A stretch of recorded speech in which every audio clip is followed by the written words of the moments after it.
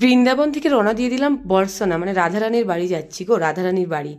সত্যি কতটা এক্সাইটেড ছিলাম যে কি বলবো, কিন্তু বৃন্দাবন থেকে অনেকটাই দূর, প্রায় 44 কিলোমিটার। তো যাই হোক, তো আমরা গাড়ি নিয়ে নিয়েছিলাম।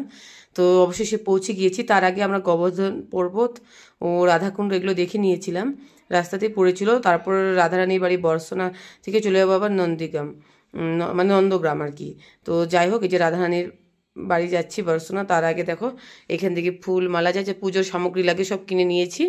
তো এখন না পাহাড়ে অনেকটা উঁচুতে, ওখানে বাইকও পাওয়া যাচ্ছিলো। বাইক বলছিল যে চলো আমরা পৌঁছে দেবো, 100 টাকা করে নেবো। তো না, আমরা ভাবলাম যে কী দরকার, মানে এক জায়গায় দর্শন করতে যাবো, ঠাকুরের দর্শন, তো কেন পায়ে হেঁটেই যাই, কী হবে, একটু কষ্ট তো হবে, তো কোনো ব্যাপার না।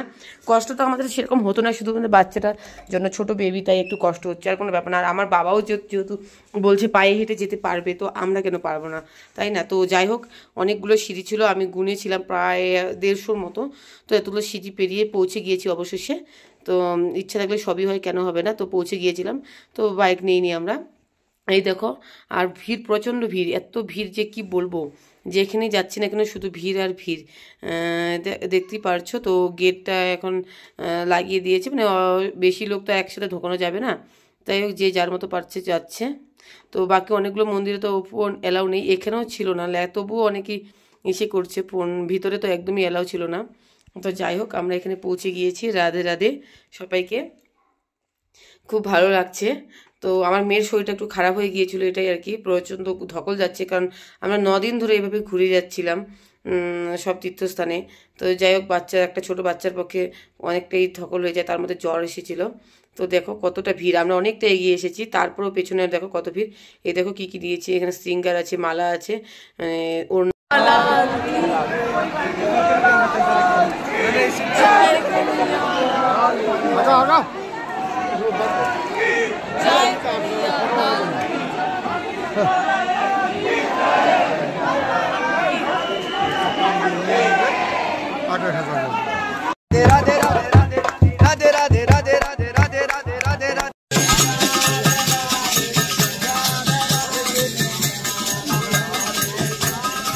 অবশেষে সেখানে পৌঁছে গেলাম, একদম কাছাকাছি।